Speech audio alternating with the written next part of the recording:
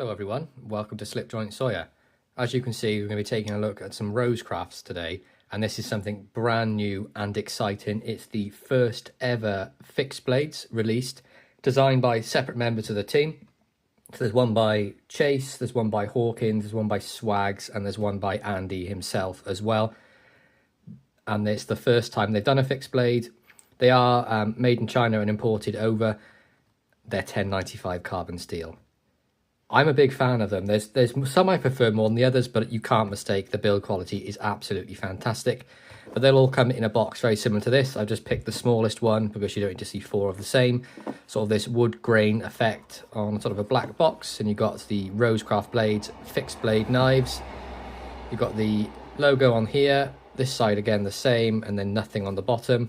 And then on this side, it is the RoseCraft F3 fixed blade, and it's RCF, so RoseCraft Fixed 003, and they've just called them F1 to F4. Super simple name, even Paddy can get them right, so yeah, easy. Inside the box, just comes in there, wrapped in a little baggie, and you get a Kydex sheath as well. But I thought we'd just do sort of a brief overview of all four, and we'll do some sort of testing, and then we'll come back and do a main review of each at some point in the future. But we'll sort of have some sort of, decent arrangement in this overview and of my skills. We're going to do them in order. So I've got here RF1, so fixed blade 1. Here's the sort of the profile and the overview of it in the sheath. So you've got the Kydex there, and you push this button and it opens up the clip. Now you can orientate this whichever way around you want. It's just 2 Phillips screws. Twist it round, you can have it, carry vertically, horizontally, scout, carry, whatever you want to do with it really. But it fits nicely in the sheath. Nice little click. It's not going anywhere, it's not wobbly, there's none of that noise when you're shaking it about. And you can just take it out without sort of any sort of harm to yourself. You just put your thumb here, or if you're doing it reverse, you can even do it this way. But I would suggest thumb here, push down, super easy. And this is the one done by Chase. So there's his maker's mark there. It's the hammer and blade inside the S. RCF 001 1095 carbon steel. Made in China. Beautiful sort of grade finish on that carbon steel. Wonderful sort of drop point blade. I'm a big fan of that blade shape. You can see we've got some nice aggressive jimping at the top here. And then you've got some slightly more delicate jimping here and here. So you get a great grip this way. You can properly get down on the blade like this for doing any sort of score cuts, or you can even do the pinch grip, put your finger up here for draw cuts or anything more detailed. I think that's excellent design to have those different bits of swedging on there. We have green micarta with red underliners on this one, and you have a lanyard tab at the bottom here. Just 2 hex bits then holding on the covers, so you could change them and make your own, or if you want to take them off to clean it if you need to. But for me, I'd probably have no need to take that off. I can't ever see it getting to a point where it's dirty enough to take the covers off. But this is the first one, the RF1. Nice size. We'll do a little bit of measurements just so you can get a bit of better idea of what the sort of size we're looking at. So got my trusty rule here. So the total length of this one is about 8.5 inches, and the blade is about 4.25 with about a 4-inch cutting length. So decent sizable fixed blade there.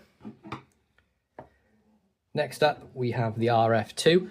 Now this one was designed by Andy Armstrong himself. Again, the same style Kydex sheath.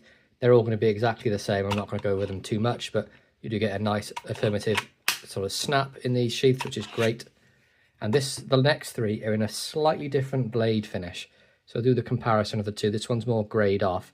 Now I prefer this finish over the black, but it's sort of anti-shine and like a toughness on there, but it looks fantastic. I mean, look at that Skinner knife.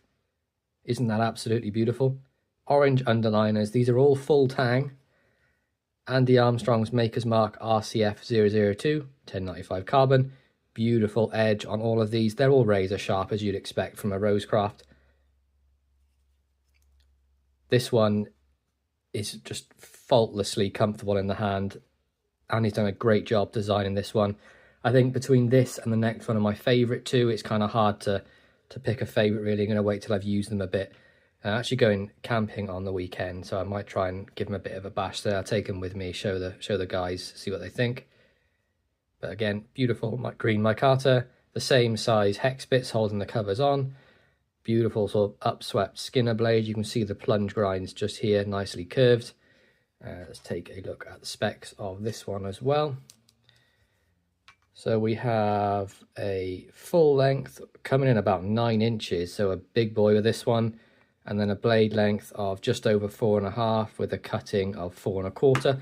So again, slightly bigger again, but a beautiful fixed blade, and you get a lanyard tube on this one. And I like the fact it's down the bottom, because with a lot of knives, you notice they put the lanyard hole at the top, and the lanyard's sort of like in your hand when you're trying to use it, and at least if you got it down here, you can see, especially for me anyway, it's out of my grip, so it's not going to be getting in the way, and you just sort of annoying me really. But that's the RF2, designed by Andy Armstrong himself. Love that one. Next up is one designed by Swags, and you'll notice straight away when I take it out of the sheath which one of her designs it reminds you of.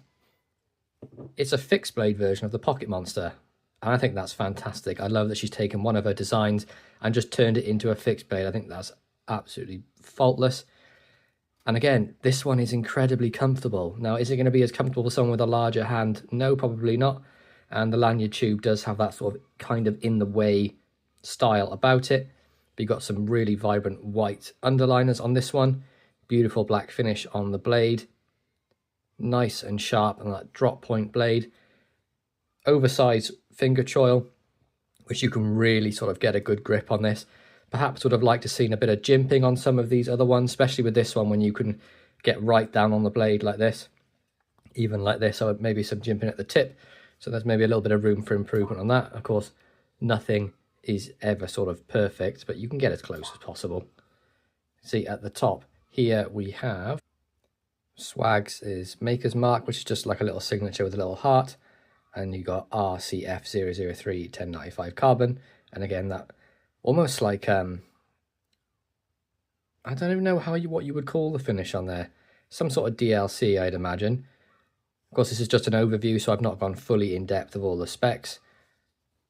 But very comfortable. This would be a smaller one, then this is probably more sort of suited to someone like myself. Let's get some measurements on that. This is about 7.25 inches.